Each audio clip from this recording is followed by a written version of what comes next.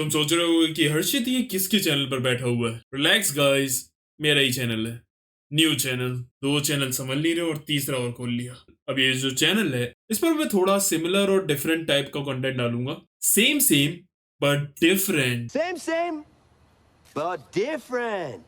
But still same. यहाँ हम dark and horror चीजों की बात करेंगे, बट इधर हम एनिमेशन से हटकर रियल चीजों पर बात करेंगे, यानी कि मूवीज। और मैं तुम्हें गारंटी देता हूँ कि तुम्हें इस चैनल पर बहुत मजे आने वाले हैं। अरे अभी मजा आने वाला है इसी वीडियो में, देखना तुम। और अगर तुम्हें भरोसा नहीं है मुझ पर तो फिर यूट्यूब पर जाकर सिर्फ सर्च करो डब्बे 4 ट्रेलर। एंड भाई मैं गारंटी देता हूँ कि वो देखने के बाद तुम इधर वापस आने वाले हो। एंड ये मूवी शुरू करने से पहले मैं तुम्हें एक छोटी सी वार्निंग देना चाहूंगा कि this movie is not for कमजोर दिल। अब तुम सोच रहे होगे कि यार हर्षित क्या कह रहा है तू, हम तेरी ऑडियंस है, हमने पता नहीं क्या क्या देख लिया है। वो सब सही है भाई, बट इस बार सीन थोड़ा सीरियस है। और मैं दावा कर सकता हूँ जितनी भी तुमने अभी तक हॉरर मूवीज देखी होंगी ना, वो इसके सामने कुछ भी नहीं। मैं सच बता रहा हूँ, इस मूवी को देखने के बाद तुम्हें कॉन्जरिंग और एनाबेला वगैरह तो बच्चे लगेंगे। और मैं एग्जेजरेट नहीं कर रहा हूँ, मैं ऑनेस्टली तुम्हें बता रहा हूँ, क्योंकि जब मैंने पहली बार ये मूवी देखी थी लिटरली मेरी फट गई थी। और मैं इतना शॉक हो गया था कि भाई कितने कम लोगों को इन मूवीज के बारे में पता है। और पता है ऐसा इसलिए भी है क्योंकि ये मूवीज बैंड है। हिंदी में तो छोड़ो, ये तुम्हें इंग्लिश डब में भी नहीं मिलेगी। It is a Turkish movie और वो उन्हीं की भाषा में अवेलेबल है। मैंने तो सबटाइटल के साथ देखा था जिसे। बट टेंशन मत लो, मैं हूं ना, पूरा हिंदी में तुम्हें एक्सप्लेन करके दिखाऊंगा। तो कहानी स्टार्ट करने से पहले मैं तुम्हें इस डब्बे का मतलब बता देता हूँ, जो मैंने नेट पर ही थोड़ा बहुत पढ़ा था और इसके पिछले पार्ट्स में बताया गया था। डब्बे is one of the science of apocalypse, और होली बुक में डब्बे को एक एंटिटी बताया गया जो कि जमीन से आया था और पूरी दुनिया में एक स्पाइडर की तरह फैल गया। और जो इसके डायरेक्टर हैं वो उन्होंने बहुत ही स्मार्टली तरीके से इसे इंटरनेट से कनेक्ट करा, क्योंकि ये भी बिल्कुल www वर्ल्ड वाइड वेब की तरह ही है, क्योंकि इंटरनेट भी पूरी दुनिया के कोने में एक जाल की तरह फैला हुआ है। और एक बात तो मैं बताना भूल ही गया कि ये मूवी ट्रू स्टोरी बेस्ड थी। तो चलो अब बिना वक्त गवाए सीधा स्टार्ट करते हैं। तो कहानी की शुरुआत होती है एक कॉल से। एक डॉक्टर और एक आदमी बात कर रहे थे। 86 yılından bahsediyorsunuz. Evet, Kıbledere köyünde olanları neden kamuoyuna açıklama? वो आदमी उस डॉक्टर से पूछता है 1986 में किबिलित्र विलेज में जो भयानक हादसा हुआ था उसके बारे में, जहाँ कई सारे लोग मारे गए थे और पूरा गांव ही खाली हो गया था। लेकिन उसके जोर देने के बाद भी वो डॉक्टर उसे कुछ नहीं पता था।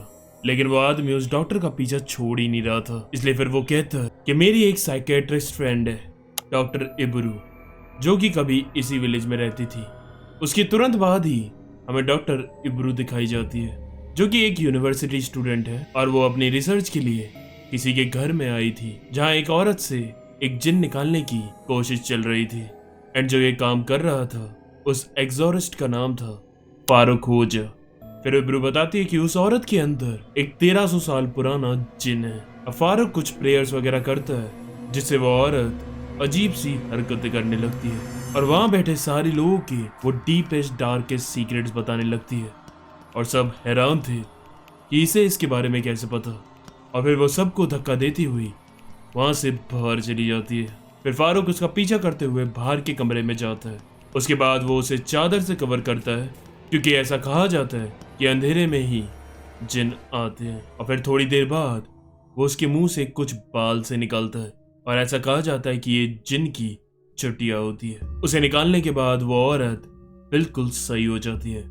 उसके बाद फारूक सारे गांव वालों को समझाता है कि कोई भी काला जादू और टोटके का यूज ना करे, वरना अगली बार किसी की मौत तक हो सकती है। लेकिन इब्रू बीइंग अ स्टूडेंट, उसे लग रहा था कि फारूक एक ढोंगी है और यहाँ ये सब जिन वगैरह कुछ नहीं था, ये सब उसने बस ड्रामा किया था। इसलिए अगले दिन वो फारूक के घर आती है और अपनी रिसर्च के लिए सब कुछ कैमरे से रिकॉर्ड कर रही थी और उससे कहती है, देखो मुझे तो लगता है कि आप फ्रॉड हो। उसके बाद फारूक उसे कई सारी चीजें दिखाता है और उसे समझाने की कोशिश करता है, लेकिन वो उसकी बात नहीं मानती। वो कहती है, अगर आप मेरे एक पेशेंट को ठीक कर पाए तो मैं मान जाऊंगी कि आप सही कह रहे हो और ये सब जिन वगैरह एग्जिस्ट करते हैं। फिर इब्रू अपनी एक बचपन की दोस्त की फाइल फारूक को दिखाती है, जिसका नाम था कुबरा, और उसकी हालत काफी खराब थी। क्या था कि इब्रू के पापा और कुबरा के पापा ना दोनों दोस्त थे, इसलिए बाद में ये दोनों भी दोस्त बन गए। अब फारूक की इज्जत पर बात आ जाती है और वो अपने आप को साबित करने के लिए एब्रू के साथ उसके कजन के घर जाने के लिए तैयार हो जाता है। और तभी रास्ते में वो रोड पर खड़े होते हैं कि तभी उन्हें एक लड़की की रोने की आवाज सुनाई देती है और जैसे ही वो उस तरफ जाते हैं उन्हें एक लाल आंखों में कोई जानवर दिखता है, जिसे वो देखकर जल्दी से वापस कार में आ जाते हैं। उसके बाद आगे उन्हें एक जगह पेड़ दिखता है जहाँ कुछ डॉल्स बंधी हुई थी, सर कटे हुए जानवर भी वहां थे और कुछ टोटका से सिंबल भी बनाए गए थे और पेड़ पर एक नंबर भी लिखा हुआ था 7175 और इसका मतलब हमें आगे पता चलेगा। फिर आगे उन्हें रास्ते में एक बकरीबाज भी मिलता है जो अपनी भेड़ लेकर आ रहा था। वो उन्हें गाँव जाने का रास्ता पता था, लेकिन थोड़ी देर चलने के बाद उन्हें वो बकरीबाज दोबारा दिखता है और उसके साथ एक काले कपड़ों में कोई अजीब सा शख्स भी था। अब वो आखिरकार कुबरा के घर पहुंचते हैं जहाँ कुबरा की माँ रफीका खड़ी हुई थी अपनी बड़ी बेटी ऐसरा के साथ। अब जब वो घर में एंटर करते हैं तो वहाँ रफीका की बहन फातिमा भी थी, यानी कि कुबरा की मौसी। तभी वो उनके कैमरे देखकर गुस्सा करने लगती है और कहती है कि आखिर ये लोग फारूक को लेकर यहाँ क्यों आए हैं। तभी रफीका उसे चुप करा देती है और कहती है मेरी बेटी की तबीयत बहुत खराब है, क्या पता ये उसे सही कर दे। फारूक कहता है अगर मैं कुछ नहीं कर पाया तो मैं यहाँ से चुपचाप चला जाऊंगा। अब फारूक और एब्रू बैठकर कुबरा की मैरिज वीडियो देखते हैं क्योंकि उसी दिन से उसकी हालत खराब होना स्टार्ट हो गई थी। वो देखते हैं कि कुबरा पहले सही बैठी हुई थी, लेकिन कुछ ही देर के बाद उसे एकदम से कुछ होने लगता है, उसके चेहरे का रंग बदलने लगता है। फिर वो अंदर जाती है, वहां से एक चाकू लेकर आती है और अपने पति पर हमला करके उसे पूरी तरह चीर कर मार देती है। फारूक एक बात नोटिस करता है कि उसके बाद कुबरा कुछ अरेबिक लैंग्वेज में बोलती है और जब वो उसे ट्रांसलेट करके देखता है तो उसका असलियत में मतलब था 7175, जो कि वही नंबर था जो उन्हें जंगल में उस कर्स ट्री पर दिखा था। तभी कुबरा की माँ उन्हें बताती है कि एक रात कुबरा उन्हें उसी पेड़ के पास मिली थी। अब फारूक घर को देख रहा था चारों ओर से और तभी हम नोटिस करते हैं कि ऊपर से कुबरा उन्हें देख रही थी। माय गॉड भाई, this is scary. What the फ भाई, इमेजिन करो अगर तुम्हें इस मोमेंट पर कोई ऐसे देख रहा होता तो तुम क्या करते। बट मुझे इतना तो विश्वास है कि तुम वो नहीं करते जो यहाँ फारूक ने की। वो उसके बाद कुबरा से मिलने उसके कमरे में जाता है। उसके बाद फारूक उससे कुछ सवाल करता है कि उस वेडिंग की रात क्या हुआ था। वो बताती है कि उसे कोई बोल रहा था बार बार अपने पति को मारने के लिए, और वो उन्हें ये भी बताती कि एक रात वो जंगल में उस कर्स ट्री के पास पहुंच गई थी, लेकिन उसे याद नहीं कि वो कैसे वहां पहुंच गई थी। लेकिन जब भी मैं उस रात के बारे में सोचने की कोशिश करती हूँ, एक कॉफिन आकर मुझे बंद कर लेता है और उसके बाद उसे सांस नहीं आती और वो मर जाती है। और फिर उसका दूसरा जन्म होता है एक बच्चे के रूप में जिसके सर पर एक आंख है। उसके बाद फारूक एक और चीज नोटिस करता है कि उनके घर में कई सारे ईवल आए बीड लगे हुए थे जो ईवल से उन्हें प्रोटेक्ट करते हैं। लेकिन फारूक उन्हें बताता है कि ये ईवल आई बीड्स एक्चुअली में ताकत देते हैं शैतान और जिन को, और वो उन सब को निकाल कर फेंक देता है। उसके बाद फारूक जाता है कुबरा के पास जिन को बुलाकर उससे बात करने के लिए। वो रूम में अंधेरा करवाता है। उसके बाद वो कुबरा के हाथों में इत्र डालता है और उसे कहता है स्मेल करने को, और उसके बाद रिपीट करो जो मैं बोलता हूँ। और अब ऐसा करते ही उनके पूरा घर भूकंप की तरह हिलने लगता है और उसके हाथ जलने लगते हैं जैसे उनमें आग लगा दी गई हो, और ये देखकर उन सब की फट रही थी। उसके बाद कुबरा पॉजेस्ड हो जाती है। फिर फारूक उसके ऊपर एक काला कपड़ा बिछाता है और अपने हाथ उसके अंदर डालता है। वो उसका हाथ पकड़ लेती है एंड थोड़ी देर बाद फारूक अपना हाथ बाहर निकालता है तो हमें दिखता है कि उसके हाथ पर एक दूसरी लैंग्वेज में कुछ लिखा हुआ था, और वो जाकर अपनी बुक में चेक करता है तो उसका मतलब था आईना, मिरर। फिर फारूक समझ जाता है और उनसे कहता है कि उसे 2 मिरर और कुछ कैंडल चाहिए होंगी। फिर रात हो जाती है और सब सो जाते हैं एंड देन फिर से वो जिन कुबरा को दोबारा प्रोसेस करता है और उसके बाद पूरे घर में एक ब्लैक शैडो आकर फैल जाती है। फारूक भी सो रहा था कि तभी सारे कागज एकदम से उड़ने लगते हैं और वो जग जाता है। उसके बाद हम कुबरा को देखते हैं तो उसके रूम में जो मिरर में रिफ्लेक्शन होती है वो अलग तरह से मूव कर रही थी, और फिर वो बाहर जाती है और उसकी रिफ्लेक्शन बेड पर लेटकर सो जाती है। सुबह हम देखते हैं तो वो सब नाश्ता कर रहे थे। तभी जो एब्रू होती है उसे एकदम से खांसी आने लगती है और उसके मुंह से कुछ बाल के टुकड़े निकलते हैं जैसे शुरू में उस औरत के मुंह से निकले थे। हमें दिखाया जाता है कि उसके बाद उसी रात फारूक उनके घर के एक कमरे में कुछ शीशे और कैंडल लगाकर एक चीज परफॉर्म करता है ताकि वो जिन को बुलाकर उससे मदद ले सके। अब इसमें ध्यान से देखोगे तो उसने मिरर को इस एंगल पर लगाया है ताकि एक इन्फिनाइट रिफ्लेक्शन बने और ऐसा कहा जाता है कि इसी तरह से जिन को बुला सकते हैं। अब फारूक काला चादर ओढ़कर प्रेयर करता है और एकदम से वहाँ जिन प्रकट होता है। वो कोबरा से कहता है कि जिन उसके पीछे खड़ा है और वो उससे कैमरा देखकर कोने में जाकर उससे बात करता है और उससे पूछता है कि क्यों वो कोबरा को परेशान कर रहा है। फिर एकदम से वहाँ सारे मिरर टूट जाते हैं और वहाँ वो जिन एक निशान बनाकर चला जाता है। फारूक उस लैंग्वेज को जानता था। वो कहता है ये तो एक टॉयलेट स्पेल का मार्क है। फिर उसी तरफ उनके घर के बाहर एक टॉयलेट था जहाँ वो जाकर वो टॉयलेट को तोड़ता है और उसमें से जो चीजें वहां से निकलती है वो देखकर सब हैरान हो जाते हैं और वो चीजें मैं तुम्हें दिखा भी नहीं पाऊंगा। वो इतनी खतरनाक है कि वीडियो उड़ जाएगी। तो उसके अंदर से बड़ी ही अजीब अजीब से टोटके वाली चीजें निकलती हैं। कुछ अलग अलग तरह के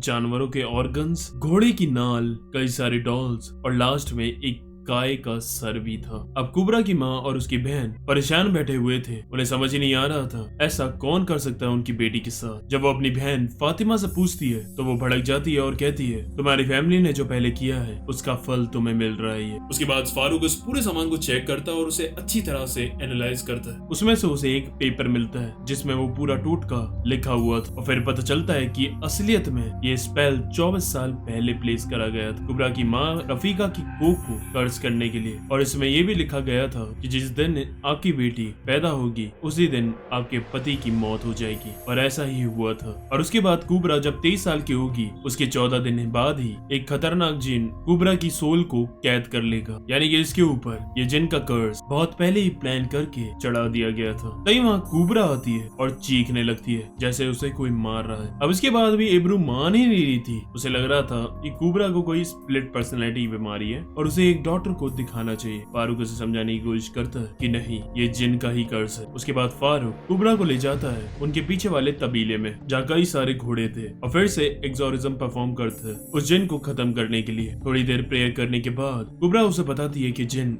यहाँ आ चुका है और वो उस घोड़े के पीछे खड़ा हुआ है। फिर वो उसे ये भी बताती है कि वो जिन एक औरत है और उसके काफी लंबे काले घने बाल और उसका नाम है सारी। अब फारूक जिन को वार्निंग देता है कि अगर तूने इस लड़की को नहीं छोड़ा तो मैं तुम्हें मार दूंगा। उसके बाद वो कुबरा की बॉडी में आ जाती है और कहती है मुझे तुझसे डर नहीं लगता। और फारूक फिर प्रेयर करता है और वो स्पेल का कागज जला देता है। उसके बाद वो पागल होने लगती है और पूरी जगह हिलने लगती है और फिर कुबरा के मुंह से कुछ काला पदार्थ सा निकलता है और फारूक उन्हें बताता है कि जिन अब आ चुका है एंड नाउ कुबरा इससे। अब उसी रात जब वो सब सो रहे थे तभी कुबरा का दरवाजा अपने आप बंद हो जाता है एंड दोबारा जिन आकर उसकी बॉडी पर कब्जा कर लेता है एंड देन वो स्टोर रूम में जाकर अपनी शादी वाली ड्रेस उठा लेती है जो पूरी खून में सनी हुई थी। उसके बाद वो ड्राइंग रूम में आकर कैमरा को घूर रही थी तभी उसकी मौसी फातिमा वहाँ आ जाती है एंड देन वो चाकू लेकर जाती है और उसके मुंह को बुरी तरह चीर देती है। तभी उसके चीखने की आवाज सुनकर सब उठ जाते हैं और देखते हैं कि फातिमा खूनम खून हो रखी थी। तभी फारूक भाग कर जाता है उस जंगल के ट्री के पास और वो देखता है कि कुबरा वहाँ खड़ी हुई थी उस सर्कल के अंदर और फिर वो जिन कहती है कि वो कभी नहीं मर सकती, तुम जितनी बार भी मुझे मारोगे मैं उतनी बार वापस आऊंगी। उसके बाद भी फारूक उसे जैसे तैसे कंट्रोल में करके उसे वापस गाड़ी में डालकर घर ले जाते हैं। लेकिन एब्रू अब फारूक पे भरोसा नहीं कर पा रही थी क्योंकि उसके जादू मंत्र से वो ठीक नहीं हो पा रही थी और कुबरा को वो अब हॉस्पिटल में एडमिट करवा देती है। उसी अगले दिन फारूक घर जाता है तो वहाँ फातिमा अपना इलाज करवा के वापस आई थी और फिर वो फारूक को बताती है कि जब कुबरा पैदा हुई थी तब उसका बाप कुबरा की गर्दन दबाने लगता है और कहता है she is a child of a devil. फिर जब मैं उसे पीछे पुश कर देती हूँ तो वो नीचे गिर जाता है और उसके मुंह से कुछ काला धुआं निकलता है और वो वही मर जाता है। और जब वो मर रहा था तो उसने अपनी आखिरी सांस में सारे का नाम लिया था। फारूक कहता है कि किबलित विलेज में ही कुछ रहस्य छुपा है जहाँ एब्रू के पापा पहले रहते थे।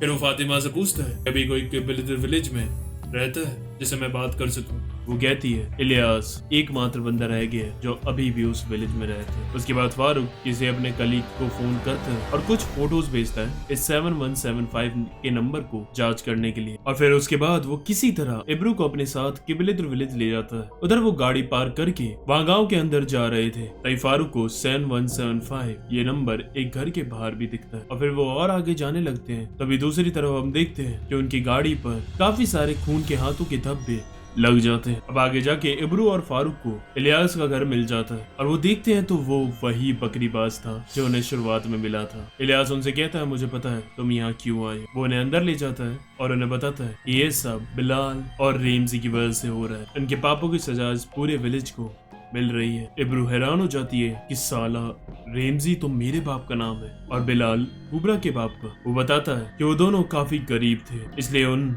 लालची लोगों ने अमीर बनने के लिए एक जिन का सहारा लिया और जब उन्हें वो धन दौलत मिल गई तो उन्होंने फिर उस जिन को मार कर गाड़ दिया और इसीलिए फिर वो जिन वापस आकर कुबरा को परेशान कर रहे। फिर वो एक फोटो एल्बम दिखाते हैं जिसमें विलेज के कुछ बच्चों की फोटोज थी और वो सब के सब एबनॉर्मल थे, किसी का भी चेहरा और बॉडी सही नहीं था। वो कहता है उस कर्ज की वजह से ही हमारे विलेज के बच्चे ऐसा पैदा होने लगे। क्या था कि बिलाल और रैमजी ने कुछ धन दौलत का हिस्सा कुछ गांव वालों को भी दिया था जिसकी वजह से इस पूरे गांव में ये श्राप फैल गया। अब एब्रो उससे पूछती है कि तुम्हें ये सब कैसे पता। तो इलियास कहता है कि ये सब उसे उसकी बीवी ने बताया और एक और बात वो रिवील करता है कि उसकी बीवी एक इंसान नहीं बल्कि एक जिन है, ज़ेरियुस। एंड तभी एक दूसरे रूम में लाइट बंद चालू होने लगती है और वो फारूक को उस कमरे में बुलाने का सिग्नल दे रही थी। वो इस कमरे में जाता है तो उसे वहाँ बेड पर कुछ दिखता है। जैसे वो वहाँ का चादर हटाता है तो वहाँ उसे एक बेबी की बॉडी दिखती है और वहाँ उसे एक बच्चे की बॉडी दिखती है जिसके सर पर एक आंख थी। याद है ना, कुबरा ने यही कहा था कि उसे ऐसा ही सपना आया था। एंड देन उसकी बीवी उसके सामने आती है और फारूक उसे देखकर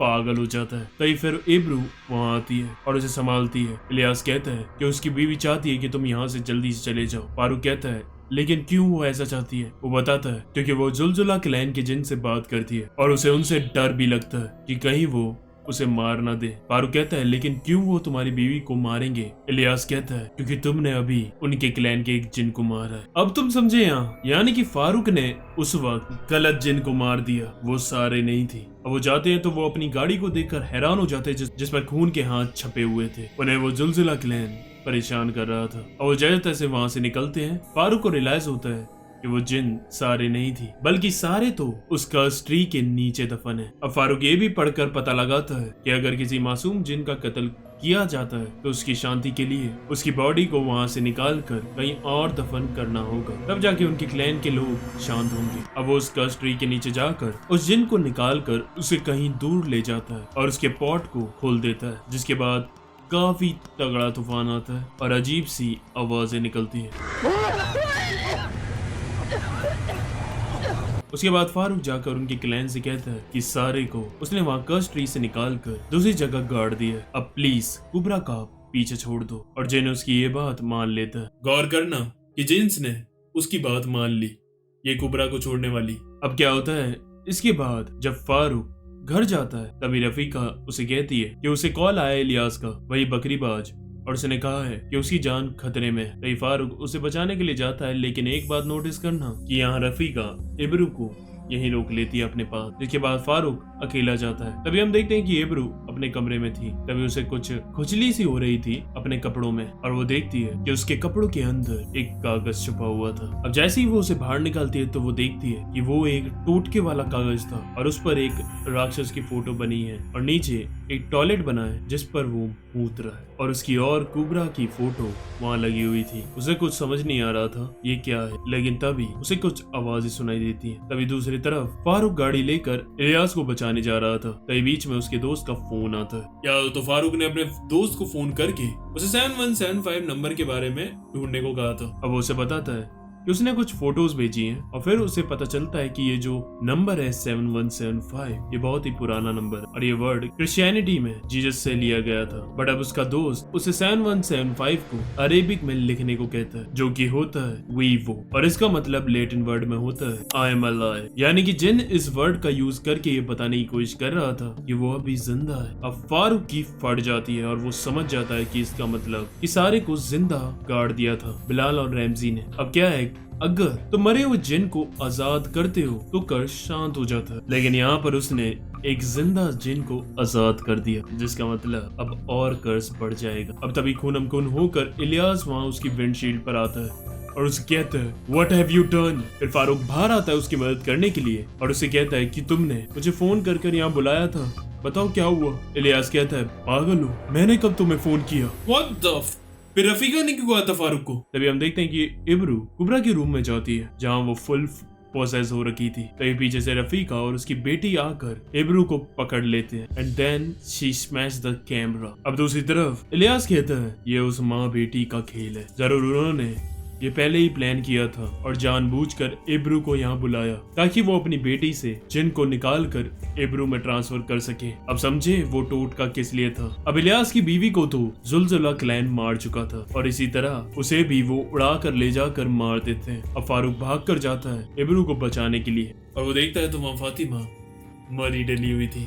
वो घर में जाकर उसके कमरे में देखते तो वहाँ कई सारी इवल आइड डीड्स पड़ी हुई थी और उसे वहीं से वो टोटके का कागज भी मिलता है जिसमें इब्रू के ऊपर ट्रांसफर कराया गया था जिन। अब वो बाहर भाग कर आता है तभी उस पर कुछ जिन्स का अटैक होता है और वो नीचे कुएं में जाकर गिर जाता है और ऊपर जब फारूक देखता है तो वहाँ रफीका और उसकी बेटी एसरा आते हैं और वहाँ से एक बड़ा सा पत्थर अंदर फेंक कर फारूक की बॉडी को खत्म कर देते हैं। फिर वो ले जाते हैं इब्रू को और रफीका कहती है कि उसने ये इसलिए किया क्योंकि उसके बाप रेमजी ने ही उसके पति बिलाल को इस सब में घसीटा था। अब उसके परिवार और उसकी बेटी ने बहुत सफर कर लिया, अब तुम्हारी बारी है अपने बाप के पापों की सजा भुगतने की। और एक कॉफिन में बंद करके उसकी सोल को उस जिन को दे देते हैं एंड देन वहाँ जिन के रूप में सांप वगैरह आते हैं और वो उसकी बॉडी को पोजेस कर लेते हैं और यही ये मूवी खत्म होती है। अब ये मूवी ट्रू स्टोरी बेस्ड थी इसलिए फिर हमें बताया जाता है कि असलियत में वहाँ क्या हुआ था। उसके बाद जो रफीका और उसकी दोनों बेटियां थी वो उन्हें लेकर वहाँ से निकल जाती है और अपनी सारी जमीन वगैरह फेंक देती है। जब वहाँ दूसरे लोग आते हैं तो वो फारूक को कुएं से बाहर निकालते हैं। उसकी जान तो बच गई थी लेकिन उसके सर में बहुत ही गहरी चोट आ गई थी। और रही बात डॉक्टर इब्रू की तो उसकी माँ या फिर उसकी यूनिवर्सिटी ने इस इंसिडेंट के बाद उन्होंने उसके बारे में कुछ भी नहीं पूछा और उस दिन के बाद इब्रू कभी नहीं मिली।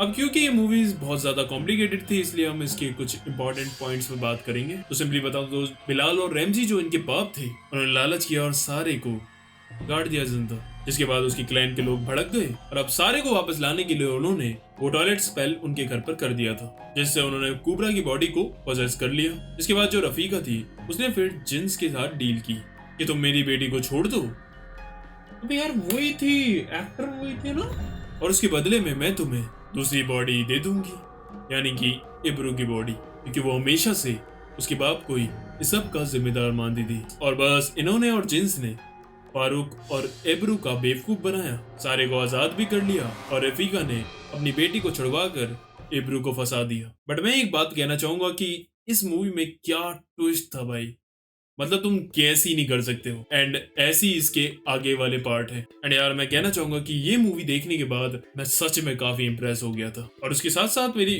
फट भी गई थी। मैंने नहीं सोचा था कि कोई हॉरर मूवी इतनी कॉम्प्लेक्स स्टोरी के साथ इतनी खतरनाक हो सकती है। और सबसे बढ़िया तो यार इनकी एक्टिंग, भाई कुबरा ने क्या एक्टिंग करी है और बाकी कैरेक्टर्स ने भी। ऊपर से जो इन्होंने डायरेक्ट किया है ऐसे एक व्लॉग की तरह, वो और ज्यादा रियलिस्टिक फील देता है और ऐसा लगता है जैसे हम मूवी के सच में अंदर है। और ऐसा नहीं है कि इस चैनल पर मैं सिर्फ हॉरर मूवीज ही डालूंगा, जो बाकी डार्क साइकोलॉजिकल थ्रिलर मूवीज नहीं होती जो काफी कॉम्प्लेक्स और कंफ्यूजिंग होती है वो भी कवर करेंगे। बाकी तुम कमेंट करना और मुझे कौन कौन सी मूवीज कवर करनी चाहिए। वैसे अगली वीडियो तो डब्बे 5 पर है। एंड अगर तुम्हें ये वीडियो अच्छी लगी तो तुम्हें पता है लाइक करो, शेयर करो, जितना हो सके दूसरों को भी डराओ, एंड सबसे इंपॉर्टेंट सब्सक्राइब, ताकि हम जल्दी जल्दी ग्रो करें। चलो फिर मिलते हैं।